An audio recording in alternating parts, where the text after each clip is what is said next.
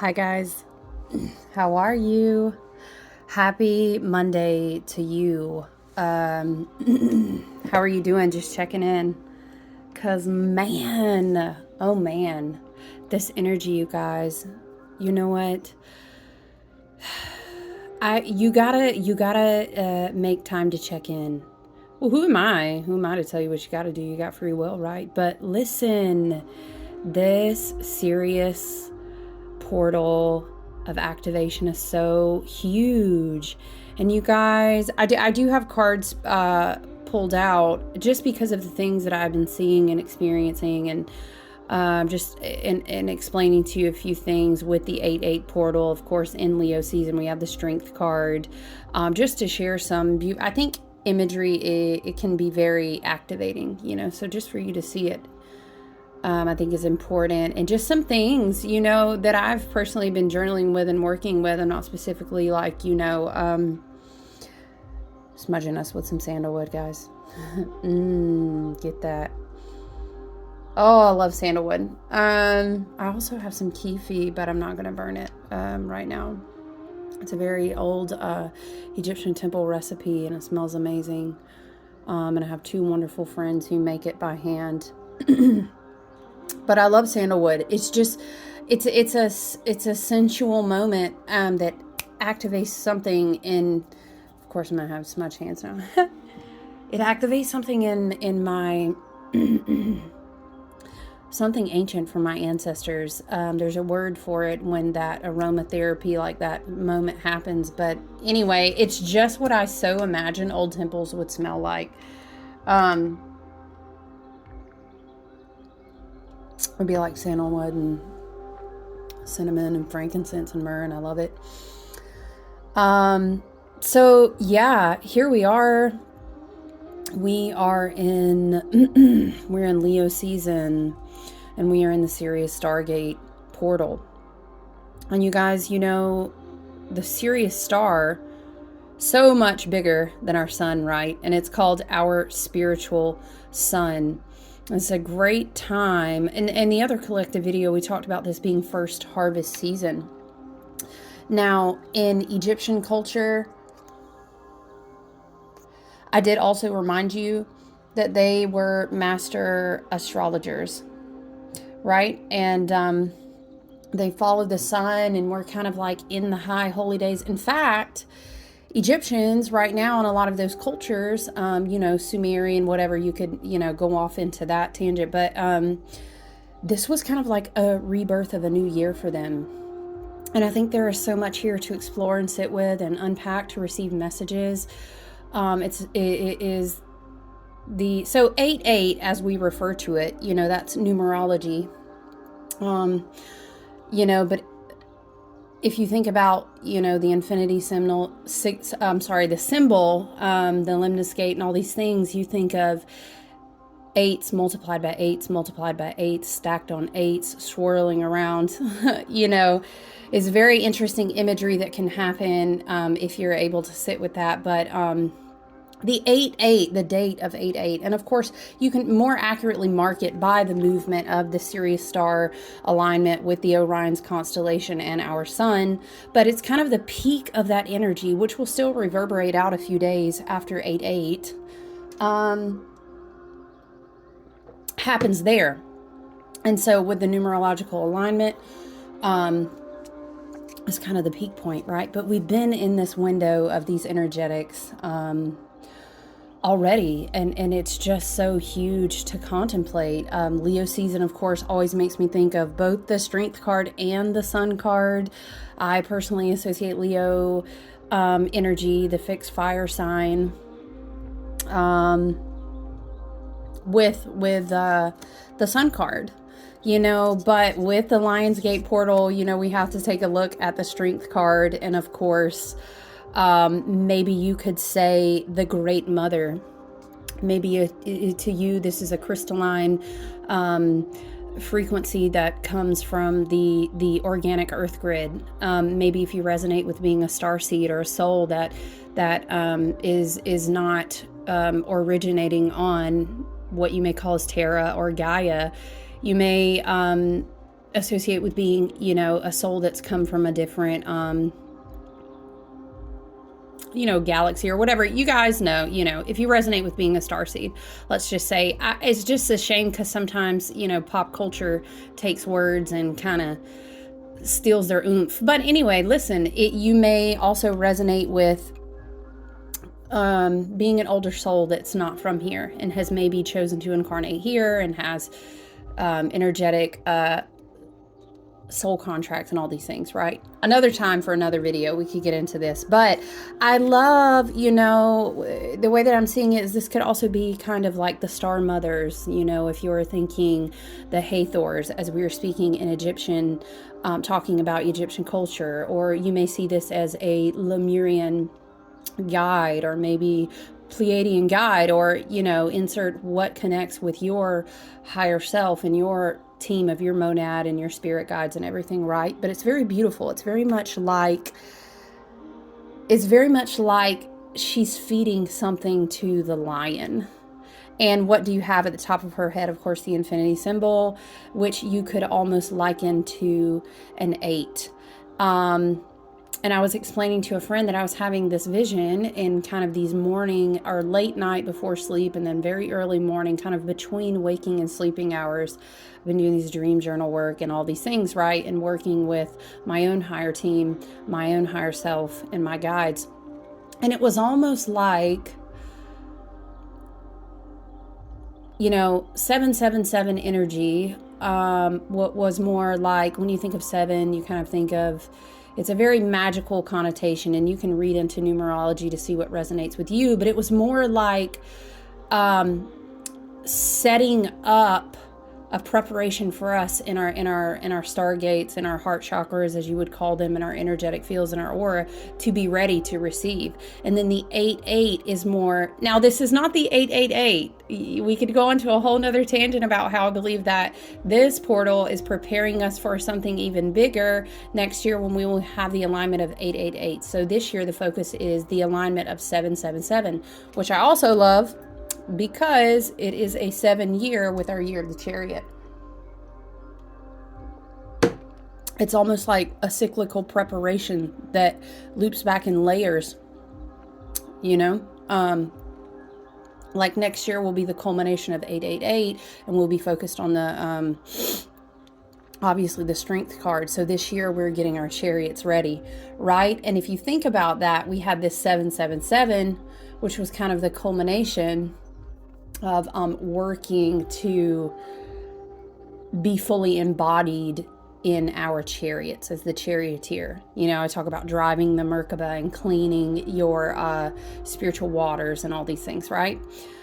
So it's a very beautiful alignment. So I feel like this year it's like 887. But nonetheless, I mean, it doesn't reduce anything. This cycle of energy every single year on the wheel of the year and in the collective energy of the zodiac is very, very powerful. Not to mention this alignment. Again, when the sun, Orion's constellation, and the Sirius star came into alignment, this time of year was just high holy days, you know, and it was all about the sun and what the sun could rebirth within us, and what gifts, what messages, what connections from our higher galactic ancestors, from our higher team of monadic self. When I say that, I mean like your higher selves, right? Which are also made up of your ancestors and your spirit guides. So it's a huge time. And I would encourage you to, oh yeah, you know what? Let me go back to, so what I was seeing was, it was like, oh my gosh, what are the technical science terms that I always love to write in, but when it's time to talk about them, they leave me immediately. It was like the sun had been filling our crowns, you could say. And as it looked like she's crowned with flowers, doesn't it? With her purity and her white dress, right? Like a star mother, or even the star mothers refreshing the entire aura of the crystalline earth grid with all this energy that we can have access to. You know, because I always talk about putting your feet on the earth, but it's electromagnetic, because you also need to receive from the sun So it was like this image of standing out in the sunlight and being rained on by like stars that kind of collected down in your crown. And then it was almost like the eights, two sets of eights moving through your aura. And one was like a vertical movement, and then one was like a horizontal movement. And the way that the eights were kind of swirling and moving and flowing around us was kind of bringing all of these, what I was calling in the last video, like tiny light packages of gifts into some kind of momentum, like to kind of bust them open. And in this thing that I was seeing, it was almost like these tiny light packages had come down into our field and our aura, right? Our light body, our energetic body. And of course, we've been talking about this, right? Since that big rare hybrid eclipse with all the Aries on Aries on Aries energy in our eclipse portal. It was like it was time for these packages to bust open. But it was almost like the eights, just stick with me here, okay, right? As they were look, it's very much like the star mothers, you know, feeding us down through the Lionsgate portal. But our energy, and again, mind you, the waters in our bodies, you know, with us doing all this Cancerian works this year of the Chariot, who is a Cancer energy. It was like we had to. What am I thinking of? Oh my gosh, you guys! It's very like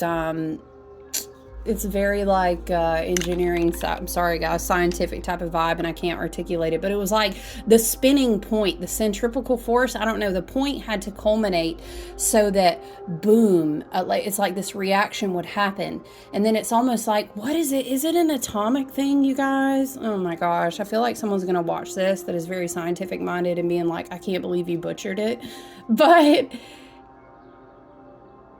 The force field had to reach a certain momentum to maintain its own, oh my God, axis, motion. And so this is like our auras, and it was just this spinning eights, you know, again, vertically and horizontally, and these interesting movements to activate all these light codes. And it was almost like the speed gained such a momentum that it was like, almost like,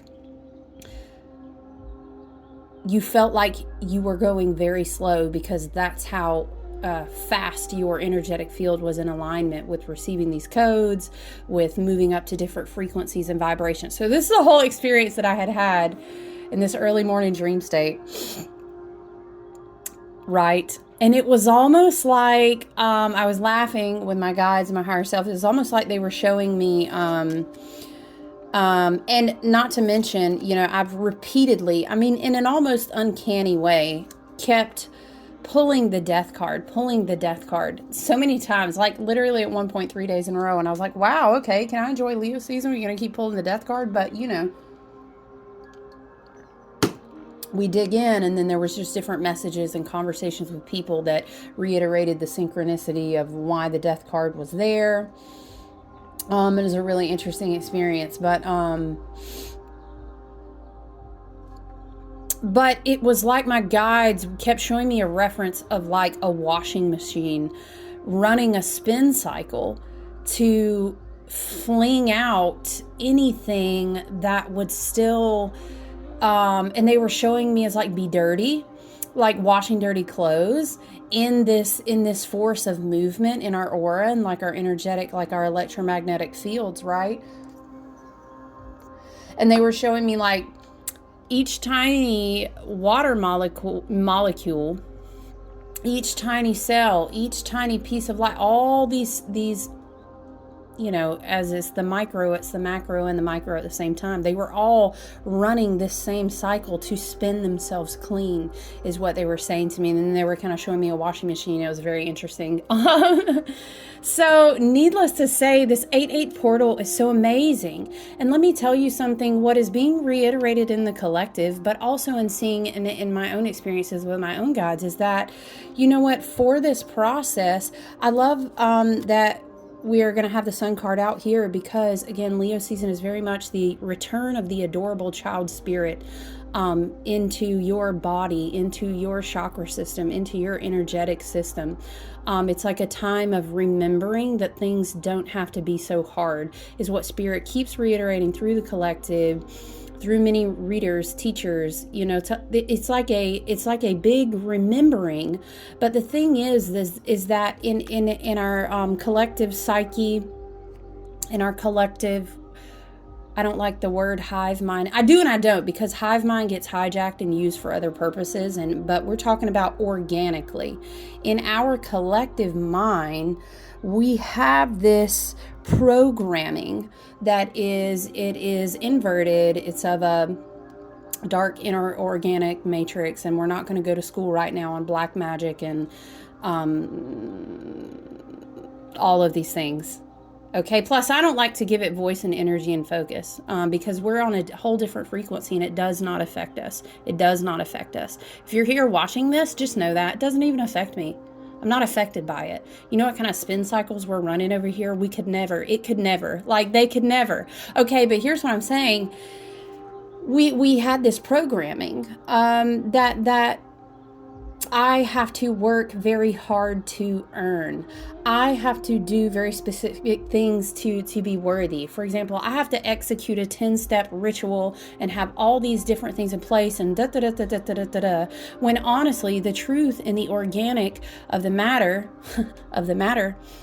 is that you're literally the altar. You're literally already the walking, breathing ritual. It's just a remembering. And we're going to walk into this gateway as we've already been walking through it, because whatever comes down into this dimension is already occurring in other higher frequencies. We're just getting to where we match with it, right? It's like a hum and a tuning fork. I've talked about that before. You're now matching. So now you see, okay, you understand that this process is not hard. You just literally set the intention to remember. You literally set the intention to run the spin cycles on every single level of your DNA. You literally set the intention to let the light, do you know what I mean? And I'm not talking about, there's love and light. Guys, I'm talking about energetics. I'm talking about frequency. We can receive through this very huge 8/8 portal. And if you don't like to stick a number, I'm always down for any way that you can align with a frequency and get excited about it. If you like numerology, if you like all that, but go all in, you know what I mean? But honestly, if we're studying astronomy, astrology, and these things, we have been in this portal already since the end of July, and it peaks more so between like the 8th and the 12th. And so it is, I don't know, it's very much, and I'm also seeing very much like, it's interesting because she has a crown of flowers on, again, with the lemniscate, with the infinity symbol, however you want to view that symbol. You could literally view it as a number 8 if that's helpful to you. The more that you can visualize the experience, the more impactful it is to your psyche, or that's at least how I've personally found it to be. But it was like the crown chakra. Obviously, it's very common for the crown chakra to be looked at as a 1,000-petaled lotus, right? But it was whatever flower speaks to you. Maybe you love a sunflower. Maybe you love a hibiscus, whatever. Or maybe you associate with a dragon. Maybe it is a dragon opening up over your crown chakra, unfolding, rainbow iridescent colored wings and breathing fire above you. Maybe it is a sunflower opening. Maybe it is a lotus flower. It doesn't matter. That's not important. Spirit and your guides, your higher self will teach you through ever what's going to be most resonant, what is going to be most impactful. But regardless, it's an opening of the light through the head. Do you know what I mean? And an illumination of the eye on the inside. And so, what is it? I think, I love to talk about Hebrew letters that are associated when you go back into so much of the embedded, occulted knowledge that is buried deep within the tarot, which makes it so wonderful to study. Not just throwing down dimes at gypsies trying to flip and get a read on should I be with the dude and you know what I mean? Am I going to win the lottery? Should I okay? No, I'm talking about the tarot to be used as a self-reflective spiritual growth, personal evolution tool, right? So anyway, the Hebrew letter that's associated with the sun is called Resh, or some people would pronounce it more like Raish, like Raish or Raish, I think. But it's all about your head, your crown chakra. You could even read more about your soul star chakra, even because we are talking about Sirius, which is our spiritual sun.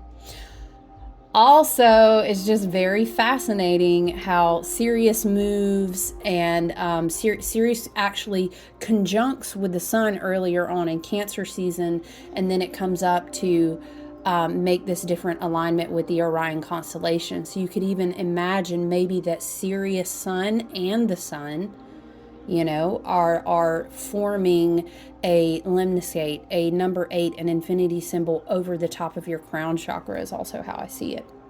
But I want to reiterate the point that it is very childlike in the way that you approach these activations. And I will encourage you again, it is about trusting what you receive.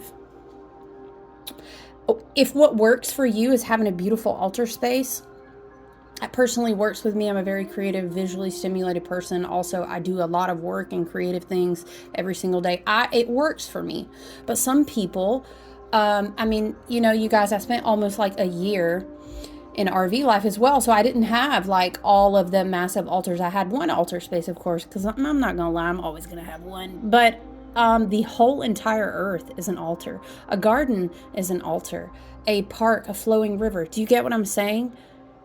Every single one of the cardinal elements is in your body, including the 5th element, which is the spirit. Do you know what I mean? So you can literally, if you're watching this, it's not for no reason. It's not accidental. So you just go out into the sun, take your shoes off, and set the intention to return, we could say maybe to the original organic kingdom through the spirit of a little child, right? And, there is a lot of star mother guidance to illuminate you. There's so much to receive. And in fact, and you may have already felt this unfolding throughout the entire year as I'm always going to tell you about the Schumann resonance. I'm always going to tell you about the solar flares. I'm going to tell you about these things. But even if you don't know all that terminology, you may have already felt this different level of energetics, this different level of vibration and frequency unfolding, rising, vibrating, singing. Do you know what I mean? Humming, and building and building and building up throughout the wheel of the year already at this point. And again, we are in the first harvest season on the wheel of the year, so it is time to kind of reap what has been sown into us, right? So you set the intention. You basically set the intention, and it's literally that simple. I want a conscious awareness of how powerful I can receive these light body activations. I want to embody these activations. I mean, you guys, we could really work on whatever it is, the type of intention that you want to set, but I want to receive. I'm ready to receive and be open to accept the activations that my higher mind, that my spiritual, and we are in the age of Aquarius, and we are out past having this full moon in Aquarius. Aquarius is all about energetics. The water bearer who will open up the energetic. So it's very fascinating to think of the alchemy of the water element and the water in our bodies, the water in the Cancer season that we worked on to rebirth this heart chakra. Now here we are at the Sirius Stargate portal. It's very powerful. And let me tell you something else. I guess this is just going to be, it's very different. I'm kind of just free flowing and sharing some experiences that I've had. I don't do this often. Well, because I like intimacy in my own personal practice, and it is tough. Sometimes it's challenging when you do spiritual work every single day for your, I don't want to say job, it's your soul purpose, but I do it every day with one-on-one work with people. And so I keep mine more intimate. You know what I'm saying? However, it is so funny. So we could call the rider of this horse. I was telling you, I've been pulling this card. And mind you, remember we had the nodal axis shift. And then we came into July. It was like midpoint in July somewhere. I don't have the exact date in front of me. We shifted. Every 18 months, the north and south nodes will shift. And we went into the Aries Libra axis, right? The I am versus in relation with everyone else. But this is a Scorpio card, and the South Node previously was in Scorpio. The North Node was in Taurus. And so there was a huge evolution. There was a huge shift on working out like a lot of karmic patterns, toxic patterns, healing, wounded, triggered patterns in that South Node Scorpio energy. But anyway, listen, I kept pulling this death card, and it was just, guys, if you know, if you have an Oracle tarot or you shuffle cards for yourself, when a card is real stubborn, and it's like you could literally just be shuffling the deck. It's not even for me. And it was just popping out. So I love to dig in and really study and find meat and find new information. And you guys, I'm such a book nerd, and I have all these books, and I love a good mission it's like a detective work, to find something new. But anyway, it was really funny because I was having this experience where I will connect with music and songs and lyrics a lot, and sometimes in these states and these meditations, or I'll hear something be told to me like right before I wake up or I go to sleep, or I'll hear a song. So anyway, and if if we've done one-on-one work together, I'll sing a song to you in a hot minute. And it's too funny because everybody, especially people I connect with regularly every month, it's too funny. If you know. But I kept hearing ding dong, dun dun dun dun dun dun dun dun dun, the wicked witches. You know what I'm talking about? Ding dong, the witches. I kept hearing ding dong. So listen, it's not a witch, but I thought it was funny because if you, we could talk about the whole ding dong, the witch is dead, but we're not going to dig into that right now, and the witch wound and everything it'd be a great video, actually, just to have discussion about it. I think it would actually be really appropriate because I think a lot of people are shifting out of witchcraft and spell work into higher energetic work. But anyway, something for fodder for another day, right? But listen, so the Grim Reaper depicted on this card, I got into this whole side study of the White Rose of York, and it's a very interesting study if you love tarot and you always like to dig in and find something new and journal and research.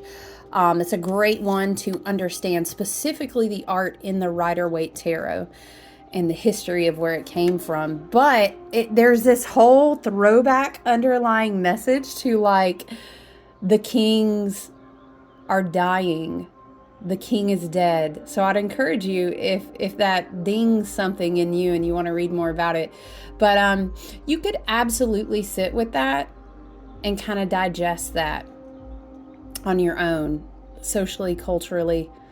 The kings are dying, right? We could probably have a whole video just to talk about that, and I could really spin off with my people who can throw on some tinfoil hats and get way out there with me, which honestly, I'm gonna need you to start getting comfortable wearing those hats, because we're gonna be in the way out together, but we're gonna be all right. So it's funny that I kept pulling that card, and then I heard that in a dream state, and then making all those connections about the kings dying, and what was in the mindset and the culture at the time, that this some people will call it the White Rose of York, some people will call it the Tudor Rose, and this whole like a mystic rose will kind of rise in the place of the other rose and the kings dying. So very, very interesting if you consider the nodal axis points of the North Node in Taurus. And imagine a red rose growing up out of soil that has been fertilized by a bunch of dead kings. So I'm going to digress from that right now, but I thought it was interesting enough to share it. But this is such a beautiful, powerful, energetic portal. I really, really would encourage you so much to, and then Venus in retrograde, in Leo, still helping us go back and clear so many blockages that we have within regards to our self-worth and what we carry just in merit and worth of our divine inheritance and who we are and why we are here and what do I really value and how do I want to align that with my actual sensual, now time nexus point type of experience, right? So it's a very, very powerful, I love that there's sunflowers all over the sun card. So, if you keep up with anything that I do on social media, is like, I've had all these happy accidental sunflowers. I've been creating candles and oils and all the good things with sunflowers. So I love that as well. But listen, it's not hard at all, nor does it have to be hard. The 8/8 portal, I want to remind you also, with death and rebirth, is the whole transmutation vibration.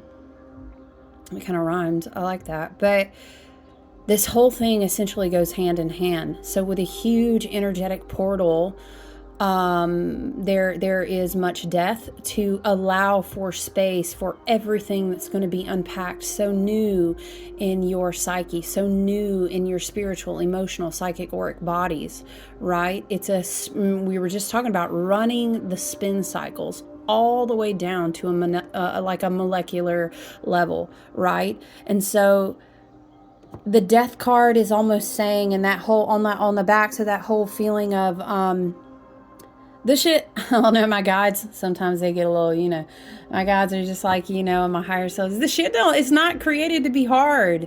Returning and remembering and realigning with your intentional soul purpose, your Mirakai, your Mirakesh, your light body, a renewal of the essence of like your spirit, your purpose. It's not hard.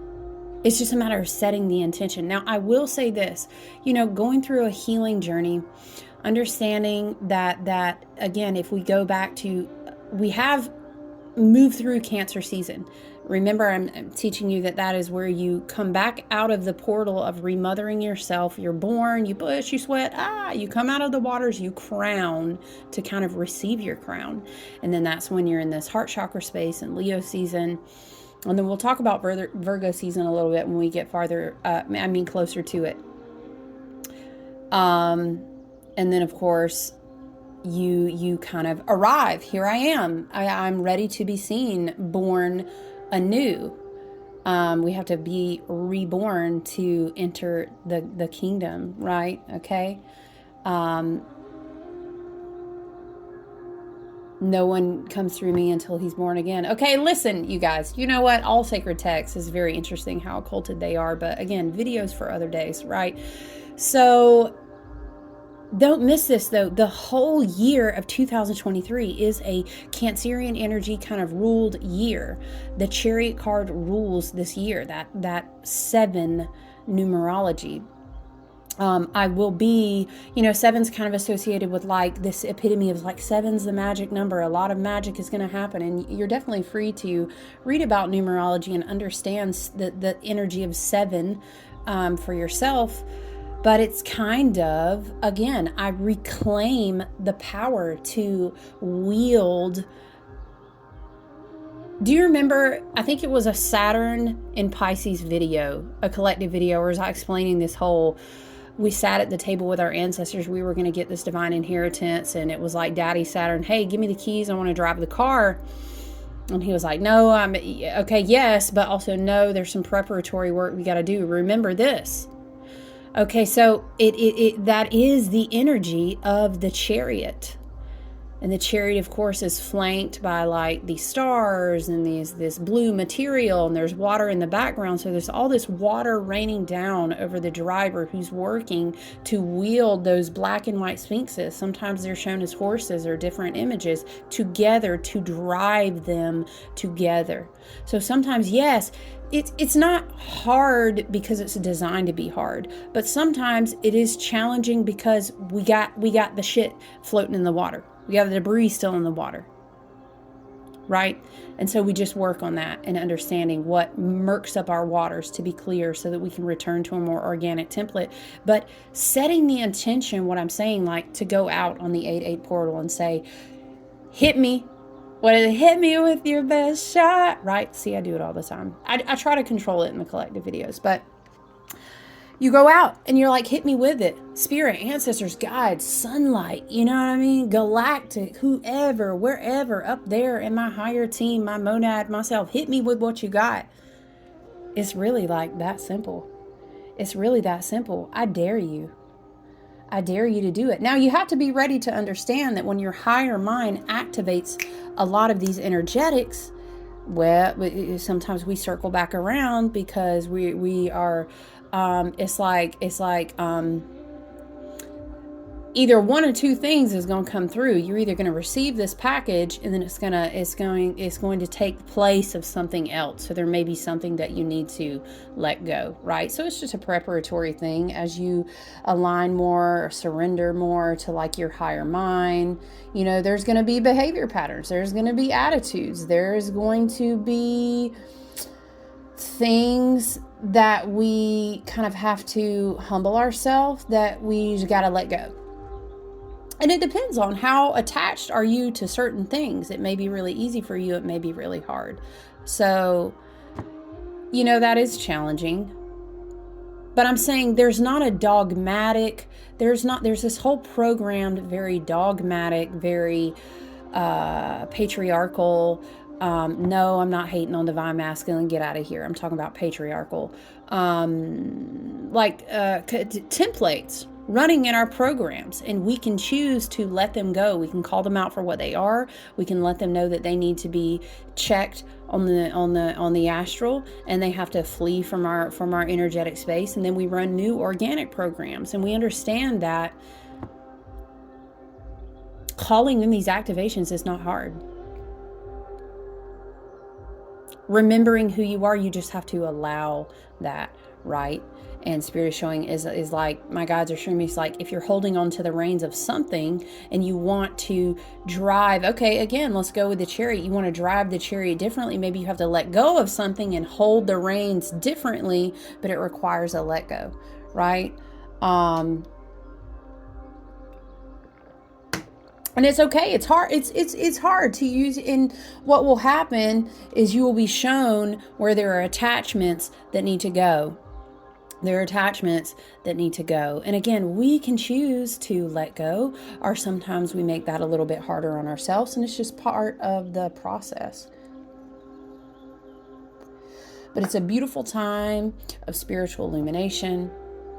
It's a beautiful time of, it's a beautiful cleansing time too. You know, it's very much like, we could even kind of trail off into, you know, the Kali Yuga, you know, ending these whole time periods of forgetting. It's kind of that whole energy of ending the sleep of ages. It's the energy of waking up. The age of Aquarius is really, really digging in and beginning to take root, although we have a path ahead of us, don't we? You know, Pluto is not even full on really locked into the multiple decades of Pluto and Aquarius. But it's good. We're being prepared. It's like we're working out to receive our new spiritual mind and our new light body, so that it'll be there when it's really, really like high level go time.